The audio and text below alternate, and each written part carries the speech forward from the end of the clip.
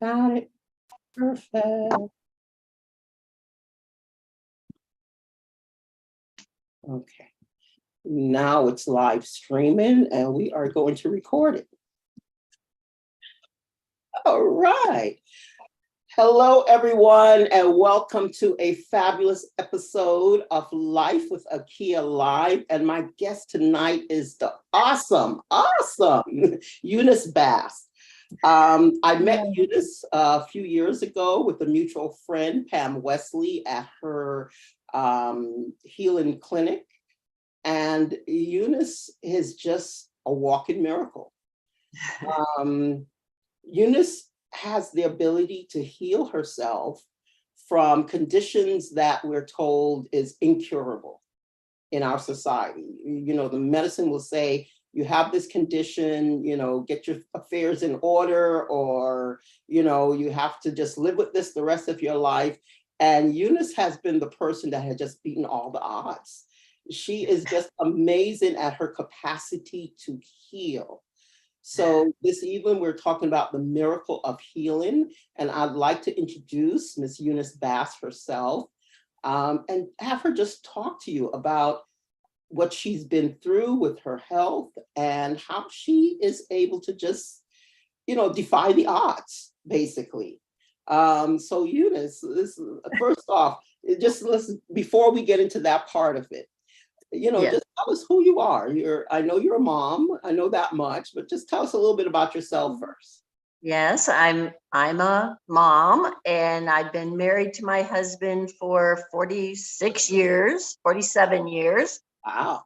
Congratulations. Yes. That's a miracle. And and we have 3 children, and I had type 1 diabetes through the birth of all my children. And it was, the Lord brought me through it easy. And I have 3 grandchildren. And I was a school teacher. I went to, I had my degree in education. And I taught until I had children. And then I was able to stay at home with them. And back then, when I had type 1 diabetes, and all that was treated was a shot, there weren't the machines that told you what your blood sugar was. So it was a big guessing game. So my oldest daughter is very astute at knowing my blood sugars, even to this day. She'll say, "Mom, you better get something to eat." Yeah. So tell me this, Eunice. When did you find out that you had type 1 diabetes? What was going on with you that made you get that diagnosis? I was a senior in college. Okay. And I was having trouble with my eyes, seeing, my memory. And I went to the eye doctor, first of all, and he told me that there was nothing wrong with me. My eyesight was perfect. Okay. And looking back at that point, my blood sugar was normal. So my eyesight was good. But when my levels would go high or low, it affected my eyesight. So when I went for my teaching certificate at the clinic at UF, University of Florida, they asked me if I knew that my blood sugar was high. And they said, just go home and see a doctor when you get there. Well, my blood sugars were very, very high. And I was put in the hospital for about 5 days. That's how they did it back. This was in 1975. And they just put you in the hospital, kind of regulated it for you, and then sent you home. And so that I lived with diabetes, being treated with 1 or 2 shots a day, and just hoping that I didn't fall into low blood sugar or high. Yeah, So I so there was no monitoring at then. I know a lot of people, they do the finger stick to check where the sugar levels are. When you started, they just gave you 2 shots and just said, take, just, kind of luck of the draw. You didn't know whether it was high or low when you did the shots. yeah, it was until when I with the birth of my second child, Ashley, in 83, that's when they came out with the finger sticks, and Okay. I could read my blood sugar at home, which was just wonderful. I thought it was such a miracle.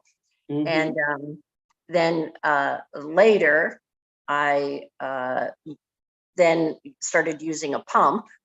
And that was in 74. No, 92 is when I started using Okay, the pump. 94. 92 was when because that's when I had leukemia. That's when I found out I had leukemia. Oh, wow. So let me just back up a bit. You found out you had diabetes type 1. So Yes, you're insulin dependent because you're not the correct. type that's lifestyle and diet related. You had to Yeah. be insulin dependent because you had a type 1 diabetes. You had 2 kids, eventually was able to monitor your blood sugar. And then it went from there to finding out that you had leukemia after the birth of your second child.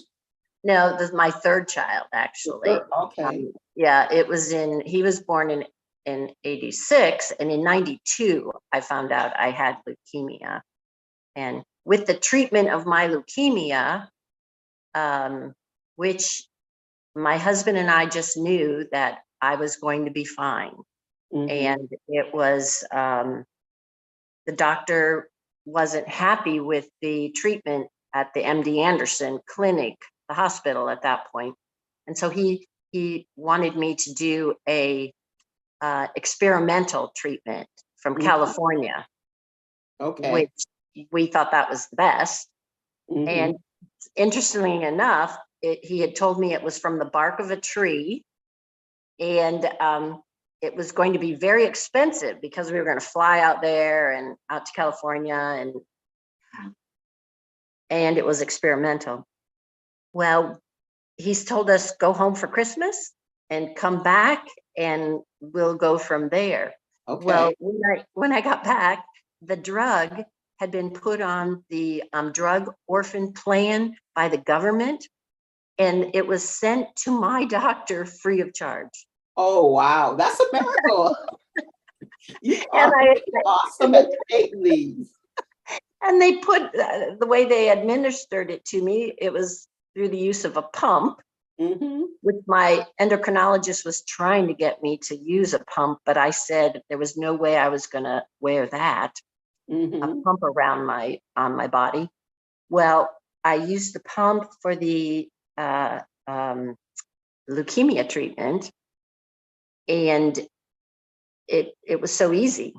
Mhm. And after that, after my the week of using the medicine, then I was in the hospital for 10 days because I needed 3 blood transfusions. It had taken all the bad blood out of me, Oh, wow. the treatment. And And this is so, from the bark of a tree, you're saying? yeah, It it's was called just a natural product. Yeah. well, they still use it today for the treatment of hairy cell leukemia. And Wow. the name that we called it was 2-CDA. And I looked it up because, as you know, I just recently had a recurring of my leukemia, and Yes. they are still using it, but I didn't need it because I was healed before the doctor could Or even. before they got you to the drug. But yeah, Yeah, we've definitely got to talk about that. And but yeah, we're getting like the sequence of your yeah, health yeah, journey here. So yeah. so So, after they gave you the blood transfusions in the hospital, you were you went in remission, or what happened with the leukemia at that point? yes, I went in remission, and with the blood transfusions, along came Lyme disease because Oh my God. they don't test blood for Lyme. So Okay, so let me get this straight. You had type 1 diabetes. You found out when you were graduating college, going into teaching. had 3 kids, found out you had leukemia, went and got a blood transfusion, and now they didn't test the blood, so you wound up with Lyme disease. Yes, yes. But I didn't find that out for a number of years because Okay. it built up. You mentioned Pam Wesley. She was able to give my body what it needed for Mhm. Yeah, treatment. because Lyme disease is pretty devastating. It You know, can be, everybody I yeah. know with Lyme, it could be an extremely debilitating, devastating kind of disease to have. So Yes. we went to Pam, and Pam Wesley, I hope to have her on the show soon. I know she's camera shy, but Yeah. we hope to have her here. But she is a phenomenal healer. And she does really wonderful work with supplements and nutritionals, and she just does some awesome work. So when you say she gave you what your body needed, she was able to find out which exact supplements you needed for the Lyme disease, because you said by then the hairy cell leukemia was gone from the bark Yes, of the it was in remission. Yes, yes. okay, it was in remission. And then the Lyme disease, Pam gives your body what it needs to heal itself. She won't like us to say that she's a healer because she believes that our bodies heal ourselves. I agree. I agree with her. You know why I say I totally agree with her. As an acupuncturist, they tell you, you treat a patient. And when you're treating the patient, you're thinking, oh, I got to put the needles in the right place. I got to make them the right formula. I got to, and you put all this pressure on yourself as the doctor working with this patient. And when I got the concept, I forgot, I think it was some workshop that I took, and they talked about the patient being the healer. The fact that, we're just there to help facilitate the healing for that patient. And once we, basically give them what they need, their bodies and themselves, some inner part of themselves helps them to actually heal themselves. So the patient is the healer. And Miss Eunice, I would call you a great healer, because when I think about it, all these things from type 1 diabetes to hairy cell leukemia to Lyme disease, and we haven't even gotten to everything else yet, but Yes, you've been able to heal yourself from all of those things. And, that makes you what they call a great healer. So I'm yes, with Pam on that I am not, I don't look at myself as a healer unless I'm healing my own body. yes, And the yes, doctors and everybody else is kind of like my support team that allows my body, gives it what it needs so it could heal itself. yes, yes. And So now my Lyme disease, is not gone. I still have it, and um, we give my body what it needs to act with what's acting up, and then okay, I it supports it. yeah, Okay. So yes, it maybe does. that's the next thing you got to look at healing is the Yeah, Lyme disease. there we go. Because so far, based on what you're saying to me, you've been managing the Lyme disease. Yes, and Okay. I don't. If I start feeling bad, I just let Pam test my body to see what it needs at that Mhm. point. And when Because you say she tests your body, she uses like what we call applied kinesiology. She uses correct, that system to check your body to see what it is that you need.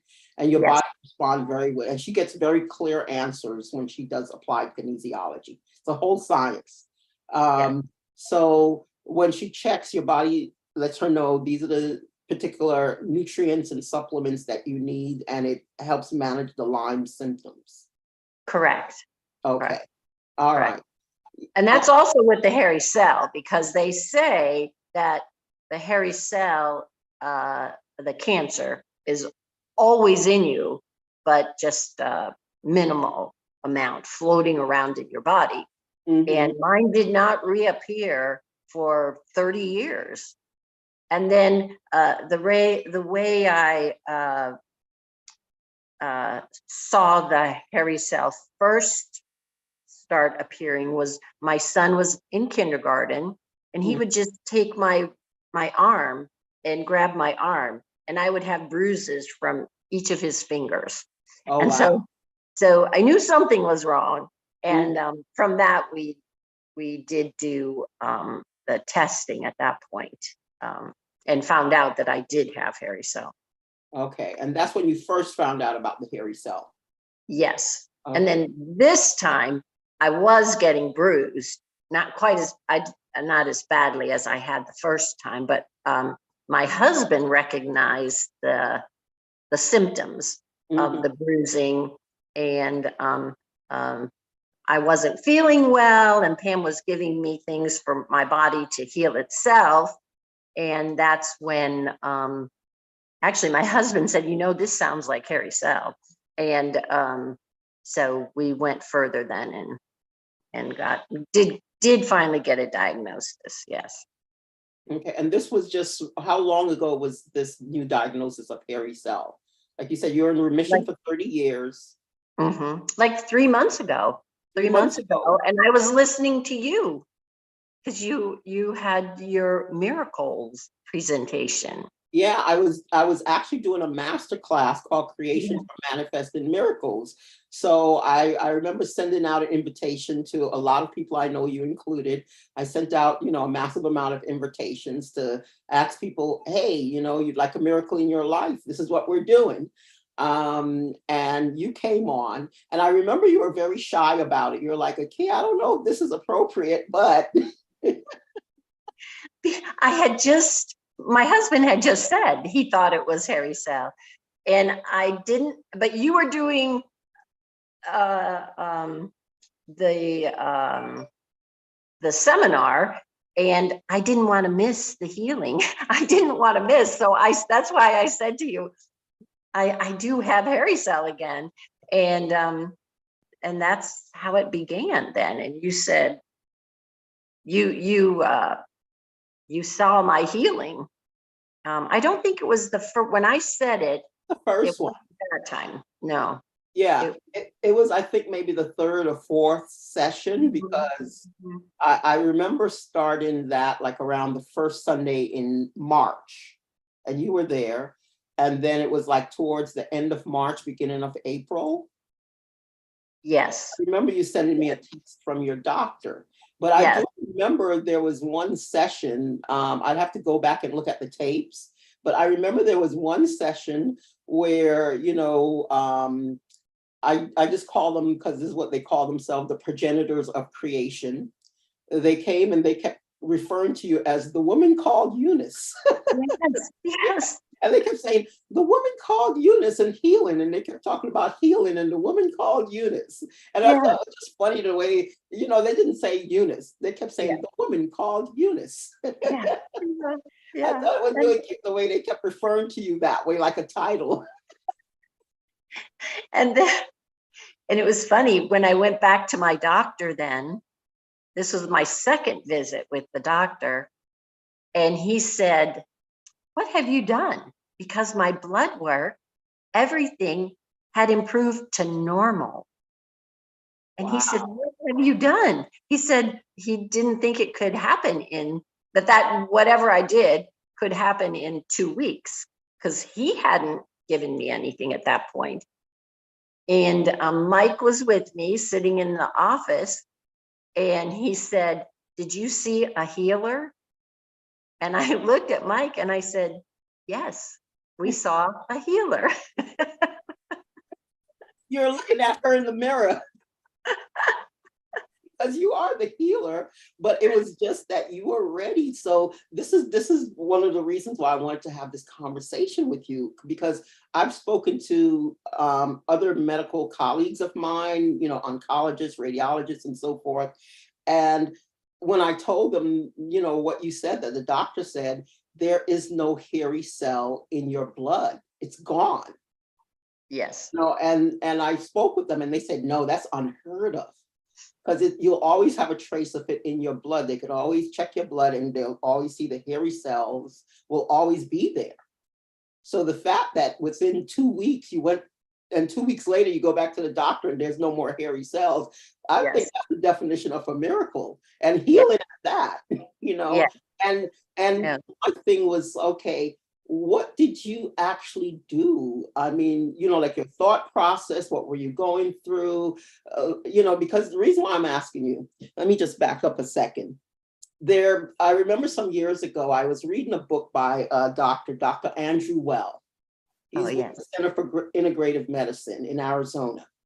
And he spoke about, there are people that go into remission and heal from diseases that we, say they're incurable ones. And he said we should have something like a database, where we, have these cases. They don't have to identify the person. It could just be a case number, but just a database, describing this person's story, what they went through and all of that. So we could compile this information so we could see what actually makes a person heal.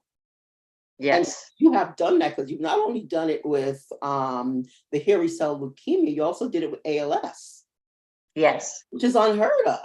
Yes. Yes. Yeah, Yes. so that's why I'm like, this lady is a healer, a great healer at that. So Well, what goes through your mind when you're doing this that gets you in the right frame that you can't allow your body to heal? well, I believe that the Lord has control of me, that I put my trust in Him. Mhm. And when I found out each time that I had something, I just actually I'd leave it to the Lord. Amen. And I ask Him to show me the right place to go, the correct people to follow, Mhm. and each time that I did get these diagnoses, I was very weak. Mike would have to help me walk and stand Wow. up. So I I I I just always felt at peace, but I and just kind of let it go to the Lord, because I was too weak to even think about it. I just let it go and Wow. did whatever we were doing at that point for my healing Mhm. and whatever I was taking. So, Yes. so so you said that you would always rely on the Lord Yes. to be guided, and you'd always ask, where should I go? Like, just lead me. Where should I go? But you never really bought into the fear or the worry of the condition, it sounds like. I did not. I did not. Because I That's a thought, really crucial point. well, Mike and I said when I first had um, the hairy cell the first time, because our children were small, kindergarten, third grade, and sixth grade. I just, if I wasn't going to make it, it would be okay. That the Lord would take care of me and the family, no matter what happened. Yeah. But I trusted. I never let go that I would be healed. You I, just I knew it. always felt. I knew it. Yes. Yeah.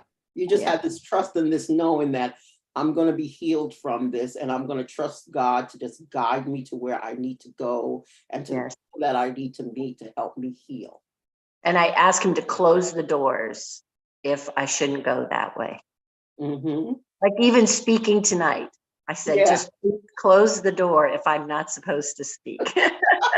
Well, And I'm here I glad you said yes. I'm so glad that the Lord said, yes, go speak. Because this is so important for people to hear, just the frame of mind that you were in, that was like, I will be fine. I'm going to give it over to the God. I'm going to let go. I'm just going to accept whether it goes this way or that way. I'll just be in the state of peace yes. and just be guided and led. And it's going to lead me to exactly what I need. So Yes. that level of trust, I think you've even gone beyond faith. I would call it just trust, just this trust and this knowing within yourself somehow, it sounds like. Yes. Yes. And this Yeah, and your complete trust in the Lord to that you'll get whatever you need for you and your family, and you'll be okay no matter what. correct. So Correct. so there was this unwavering Yes. sense Yes. of knowing, wow, this is what I mean about interview people who have healed from all of these Yeah. things. you know, because hairy cell leukemia, ALS, is like unheard of. Like, Well, heal and from. I'm not sure if this is appropriate, but after the ALS, and I did receive stem cells Mhm. as a part of the treatment. Okay. Um, but then I wanted to share because so many people have ALS and they're told, go home, make yourself comfortable, get everything straight. Yeah. So I was in contact with the ALS Society here in Mhm. Orlando, and I asked, could I speak and just tell them that there is hope. Yeah. Um, and they didn't want to hear it. Oh, that is So so sad. it's hard to talk about it because many people just don't believe that Yeah. you were Well, healed. the thing is that you know, like I spoke with the young lady Cheryl last week, and she had hypothyroidism, and she was put on thyroid medication. And you know, the medical wisdom there, the knowledge there is that once you get on these medications for your thyroid, you're on them for the rest of your life. And she was able to reverse that Yeah. by changing her diet, changing her lifestyle, getting rid of stress, going plant-based. She was able to get her labs back to normal, where she's Yes. no longer on these meds and all of that. So it's just to let people know that people are out here and they're doing all of these things and they are having success. It's not like you would say it's just some overnight cure. It's not like we stop, except for the 2 weeks thing. That was a miracle. That was unusual. That Yes. was very, very much. It was like 2 weeks, and you didn't drink the tree bark. You didn't put the tree bark Yeah. in the pump and do any of that. It No. was just like it's no longer in your blood, which is unheard of because it's Mhm. like they say, there's a trace of it in your blood all the time once you have Yeah. that diagnosis. So when we say ALS, for people that might not know what we mean by ALS, they call it Lou Gehrig's disease, and it basically it weakens your whole nervous systems, your muscle. You get to the point where you can't use your limbs. Most people wind up in a wheelchair because you lose control of your muscles and your nervous system Your overall, nerve. where Yes. you can't even swallow. Right. That's the That's the end. worst part. Yeah, when you don't even have the muscle or the control to even swallow any longer. And it's Yeah. a really devastating disease to have. And the person just get weaker and weaker and basically it's like waste away in a way. Yes. Yes. And so when people have that, what they call ALS, it's a very, very difficult disease to treat medically, but you are able to find a way with the help of Pam Wesley. We keep talking about Pam. So now she knows we got to bring her on because people are going to, who's this Pam they keep talking about? Uh, With the help of Pam and what she was able to do with you and give your body the things that you need, you're free of ALS now and the stem cells. yes. Yes. Mhm. Yes. Yes. Yes. Um, yes. That was the case. And what's interesting is if just in research, you'll find that people that have ALS, many of them have Lyme disease. Wow. So, that's something to ponder on. And that's why these conversations are so necessary. Yes. For people to know, that's one of the reasons why I decided to do this series, let people know.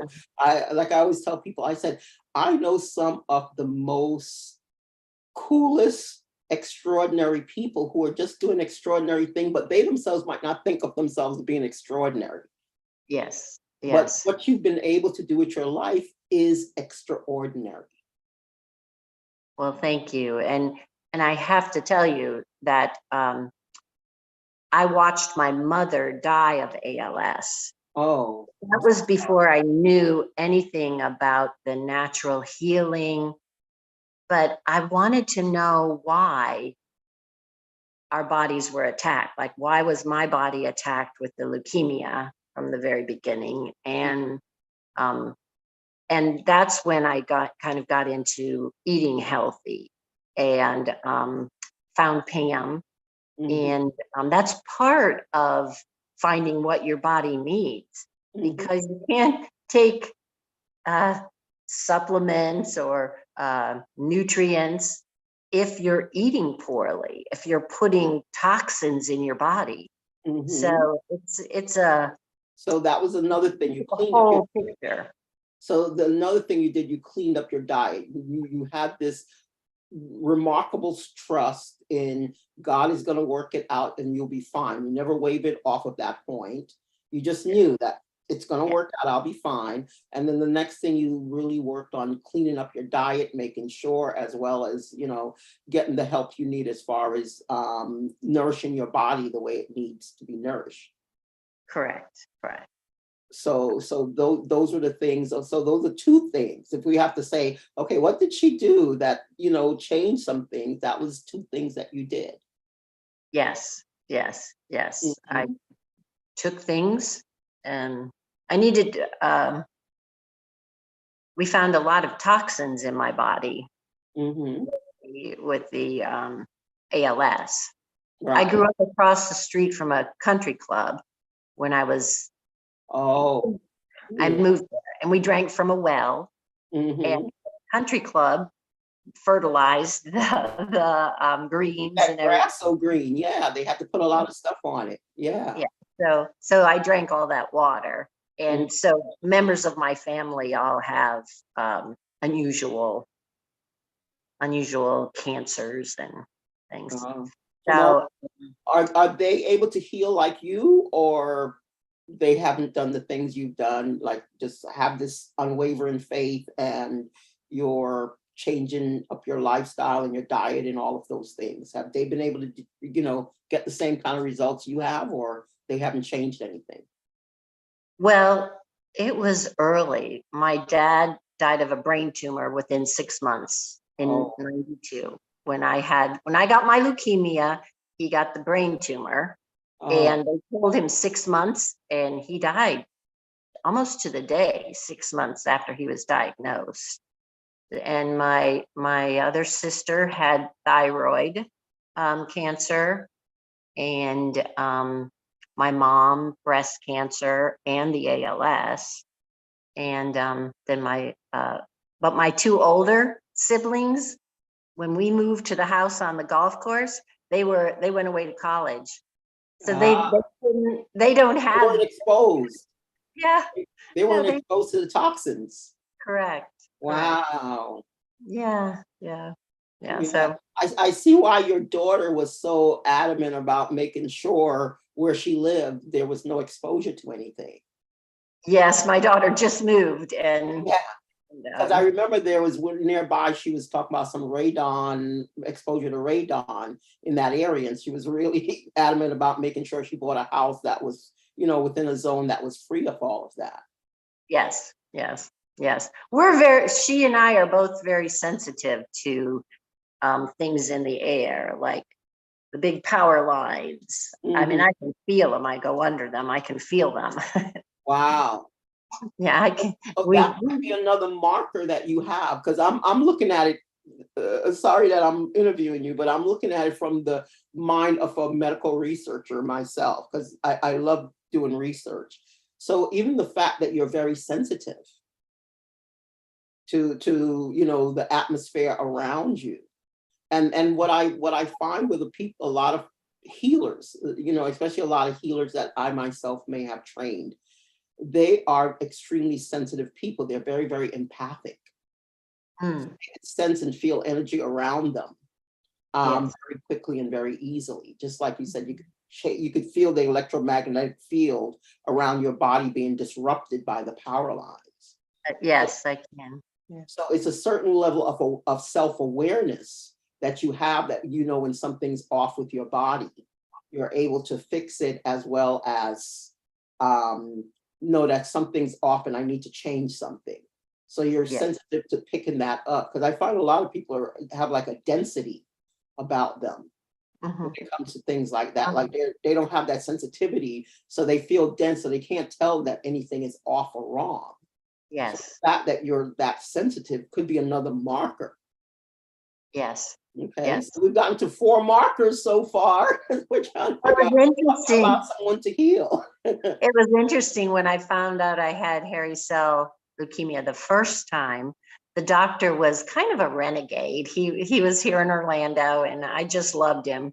And I Mhm. said, shouldn't we tell somebody about this? You know, that I lived across the street from the country club and drank the water and how it affected the other members of my family. And he just kind of laughed and smiled and said, they don't want to hear it. So It's true. That is true. There's a because lot I of money said, involved. yeah, I said I Unfortunately, would call them. I'll call them, but he said, you know, no, he didn't really go into any details. He just, yeah, unfortunately, I find when there's a lot of money involved in certain things, that he's right. They don't want to hear it. yeah, yeah, Unfortunately, yes, yeah. yeah, yes. That So, so the best you could do is take care of yourself and maybe have conversations in circles of people that want to hear it, that are looking for this help. That you don't know, Eunice, who this might reach. Who is, you're like an answer to someone's prayer right now. For them Mhm, to say, oh, let me look at these things. Let me look at, cleaning up my diet. Let me look at, mhm. finding out what else is available for me. Yes, yes. So that is a blessing. That is, Mhm. like I said, you may be answering somebody's prayer tonight. This may Yeah, go, you don't know who this is going to go out to, who in the world this may reach. yeah, yes. I've never spoken about it to this extent. Yeah, Mhm. yeah, because Yeah. it's not everybody wants to hear it. Yeah, which is sad. Yeah. There's so many people that could be helped. Yes, So, yes. so to think about it from the perspective that the world this may reach. Yeah, yes, I've never spoken about it to this extent. Mhm. Oops, Yeah, because something is getting weird. not everybody wants to hear it. Let's see. Let me do this. So, okay, there we go. I think YouTube was doing a weird YouTube thing just then and echoing us. You Yeah, never we were know. playing like 2 things. Yeah, we were just playing 2 things at once. Yes, yeah, We were yeah. playing and then YouTube was playing at the same time. So Uh-huh. yeah, Uh-huh. so that is really like I said, absolutely remarkable. So let's talk a little bit about what made you come to because I invited a lot of people and not everybody invited obviously came to the creation for manifesting miracles. What led you to come? I know you said you always ask, where should I go? But what led you to come? Well, I wasn't really thinking about coming, but Ashley, my daughter, she said, Mhm. Mom, and she was living with us at the time while they were looking for a house. She Okay. said, Mom, I'm going to watch IKEA. And she said, you can too. And Mhm. so I said, okay. And so that's why I listened, because Ashley encouraged me to. You know what's so funny why I'm laughing? We would not be doing even this conversation tonight if it wasn't for my daughter also. She encouraged me to take this. She encouraged me to take this course called the Morning Meetup of Entrepreneurs.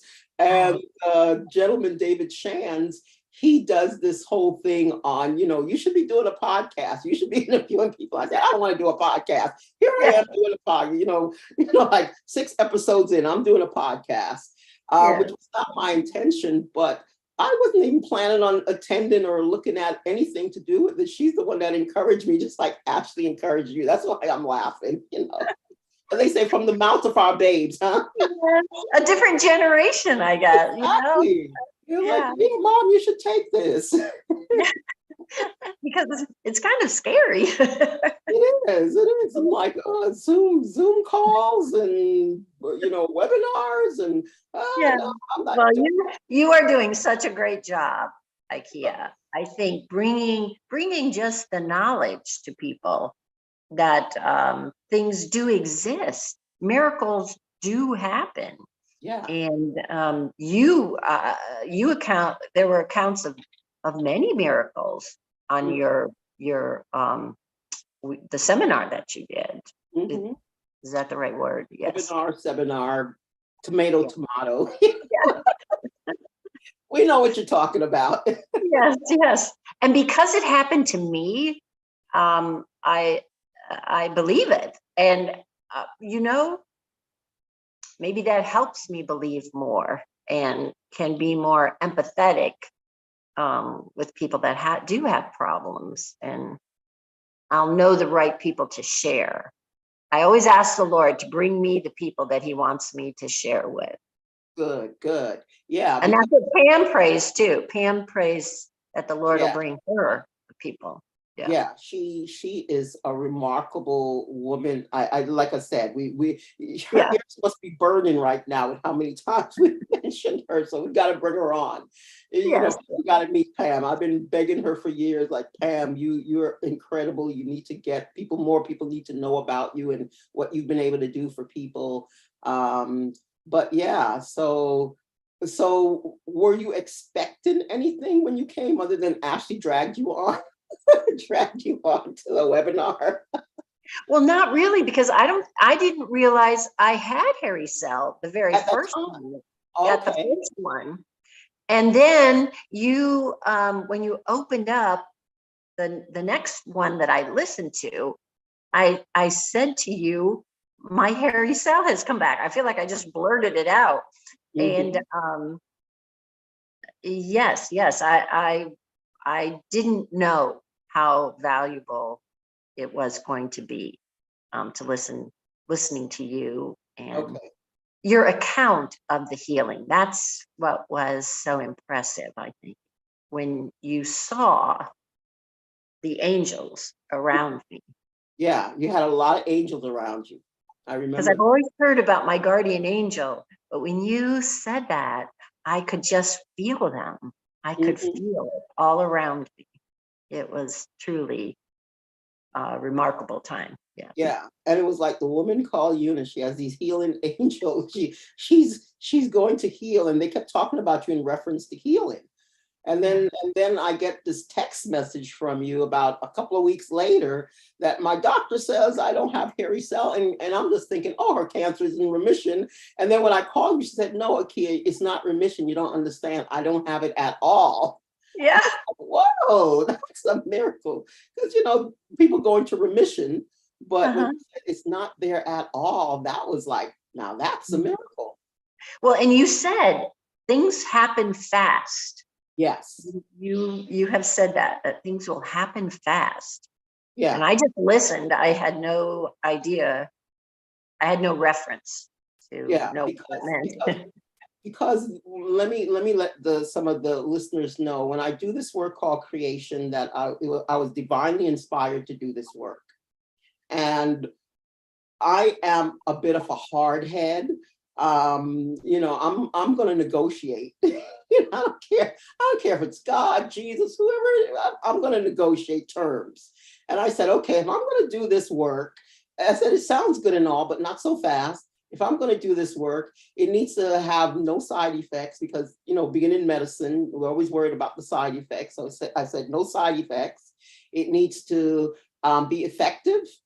It needs to work fast, because what's the point of someone coming, I'm working on them, and 3 months later, a year later, 2 years later, I'm still working on the same stuff. I'm like, I don't want that. And it needs to be long lasting. If they, when we get the results have to stick. That was my criteria, those four things. I never thought about what that meant until a young man, I was explaining it to him, and he went home and he rearranged the letter, and he said, those letters, they spell self. He said safe, effective, long lasting, and fast. And he said that spells the word self. So he said, what you're really doing with this creation is self medicine. So I said, oh, that's pretty cool, because I never thought of it as an acronym until he rearranged the letter. He was at a class, a workshop I was teaching. And what was so interesting about it, I would notice, like I would work with someone, and as soon as we would work on it, I would say it could be instantaneous. So about 48 hours later, there's some transformation, some change, some miracle takes place in the person's life, whether it's their health, whether it's their money, whether it's their relationship, whether it's their job, whether, something's going on in their family that they need to resolve. It just seems to take place real fast. But I did request that, just like you request from God. I want, to be led to the right place and the right people, and I trust that everything is going to be okay. So the same way I did ask for those things, and it happens. And people are just like blown away by the fact that, okay, I can't believe, I get a text the next day, and I have so many text messages on my phone from people who say, okay, I can't believe it. I think that should be like my slogan. I can't believe it. But that is really how this has worked. And I am so honored. I don't know if you have any word of wisdom that you'd like to tell people, like there's something, that just is on your heart that you'd like to tell people, to share with people before we go tonight, Eunice. Well, my whole life, I have trusted the Lord. I grew up in attending a parochial school where we studied the Bible every morning and prayed. And all I can say is lean on the Lord. Amen. Yes. Amen. Yes. I believe that so strongly in all my heart. It's very interesting. I had the opposite end of the spectrum from you. Like my mother. I was getting a call. Can you hear me? Now I can. I was getting a call. Sorry. All right, no problem. Like my mom, she didn't send me to church. She's not an atheist. She believes in God. She didn't send me to church. I was upset with her as a kid because in my neighborhood on Sunday, all the kids went to church except for me. So I was the kid left out of everything, right? Then the kids will come back. They'll have on their shiny patent leather shoes and their little frilly dresses. The boys in their shiny suits. And, they were talking about, oh, we had chocolate cake today. Or, oh, we had pie today. And I'm like getting mad. I'm like, I'm missing out on chocolate cake and pie. And there was all this gossip, because it's church. So, the kids, they have their own thing, their own world going on. It was like, who kissed who was mad at who, so there's all this gossip. And I'm like, darn, I'm missing out on all this stuff. Everybody's talking and I'm just standing there because I don't have anything to share because I didn't go to church. So I would ask my mother, I said, Mom, can I go to church? So-and-so have invited me. And she'll say no. And I'll say, but why? And she says, well, it's hypocritical. That's the way she looked at it. And she says, because, she worked in the hospital. And she said, all the people that was around her, they all went to church, but she said they were lying. It's like they broke all the commandments, right? She said they were lying, they were stealing, they were cheating on their spouses. They were, they were doing every single thing that thou shalt not do. They did that all week long.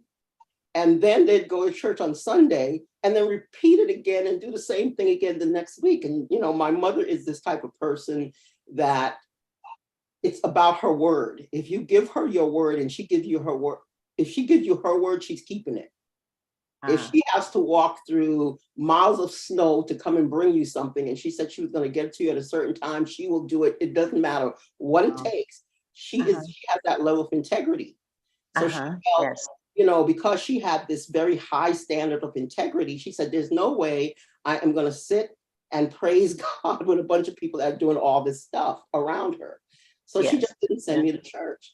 So my exposure to church and religion was in my 20s. I was in college and I had friends, they belonged to all types of faith because I lived in New York City. So I had friends who were Jewish, so they would invite me to synagogue. So I'll go to synagogue. I had friends who were Muslim, we go to a mosque. I had friends who were Christian, we'd go to Christian churches. I had friends who were Catholics, we'd go to mass. So I had this, like a religious tourist I had this thing where I just visited everybody, and you know me, I'm very nerdy, so I'll read a lot and research a lot. I'm like, bam, a lot of books, right? And I Yes. would go and I would read and research on every place that I went. So I got some formulation of what different people believed. And I said, huh, there definitely is a God. And I believe that, like how you do believe, Eunice, there is a God, and we're guided by God. And I do believe that strongly. So when people say, well, what is your religion? I said, I believe there is a God, but I don't tie to, because I've never really been in a particular religion, at least not long enough. I mean, I attended Christian churches more than any other churches because I understand that much Yes. more. And I could say in that sense, I would be considered a Christian because Mhm. I'm definitely, I visited a Buddhist church or a Hindu temple, but I haven't really um, followed through with those religions. It was just basically as a visitor, just to observe and see what's going on. But Mhm. I could definitely say this: I have this strong belief in God. I have this strong belief that we're very, very connected to God, period. And nothing sways that belief in me. And when I meet people like you that are so well connected, but I also meet people, some of my patients are Muslim or are Hindus, but they all have this very strong, deep-seated belief in God. It's like, like you said, this might be one of the things about healing is Mm. that people have this strong, it's like, to me, it's like, and I'm not downplaying anybody's religion by saying this, but like if you have different flavors of cake, it's all a cake, but it's a different flavor of cake. And Mhm. but the thing that makes it all the same is that there's usually certain main ingredients in every single cake. There's a flour, there's eggs, there's butter, there's same main ingredients that make it a cake. But Mhm. then you can have different flavors of that cake. So I Yeah. always look at it that way and I say, I just believe that there's a God that we have to answer to, and you have to do the right things. And you have to live by, goodness and righteousness and all of these things. Those are the things that I do believe in. And I just believe that, you know, if you believe in that and you're not here to harm people and you're not doing anything bad to people, God knows your heart, Mhm. period. And if it's in your heart that your heart is to do good, it will show. There'll be proof. There'll be result of that. And so that has always been my belief. Like I said, like you said, you had the upbringing of, I went to church all the way throughout. Mine didn't start till I got to college. And then, Yeah. it started at an age where I became more like a critical thinker, like, well, what am I learning here? What am I, Mhm. so I approach it from that. And then, I Yeah. always had this kind of sciencey brain that I had to, break Yeah. things down, like the questions I'm asking you tonight. Is like, Yeah. okay, let's break this down into some scientific method and figure out what makes Yeah. this happen. And so Yes. I've always thought of things from that angle. But like I think you've hit the nail on the head, is this strong connection, this strong belief that there is a God that guides all of us, that's within all our hearts. And that is the key. Yes. And I am not perfect. No one is perfect. Mhm. So you don't want to look at somebody and say, oh, because they say they're a Christian, they must not be, because they are doing things that aren't right. But look at the heart. Yes, Yeah. our heart. Yes. And And and what's interesting in I'm an acupuncturist, so we study Chinese medicine. hmm, The heart is actually called the seat of the spirit, the house of the spirit, actually. hmm, It's a word they call it Shen, and that's the translation of it. It's like, this is where your spirit that connects you to God rests here in the heart. Your hmm, spirituality is here in the heart. So it's really interesting, like you always say, look at the person's heart. yes. And Yeah. people, like you said, nobody's perfect. People falter, people make mistakes, but you still gotta, that compassion in that heart It needs to be there. And I really think you bringing that up is another reason why you do heal. Mm, You got that heart, you got that connection. yes. Mhm. Thank the Lord. Thank the Lord. And he introduced me to so many people, you, Pam, and Yeah, my doctors too, the doctors that I needed at the doctors are amazing. Yeah, and yeah. you'll always get guided to the right place. Yeah. That's amazing. Well, this Mhm. is, and like you said, trust in God, trust in the Lord. You said it. It couldn't have been said any better than what you just said. And well, thank you. And my doctors just keep saying to me, whatever you're doing, just keep doing it. They Yes. Amen to that. Thank you so much for coming out. I had so much fun with this, and I know you did such a great job. This was amazing. This was well, absolutely amazing, Eunice. Okay, bye thank you. bye. Thank you so Bye. much. Appreciate it. Thank you.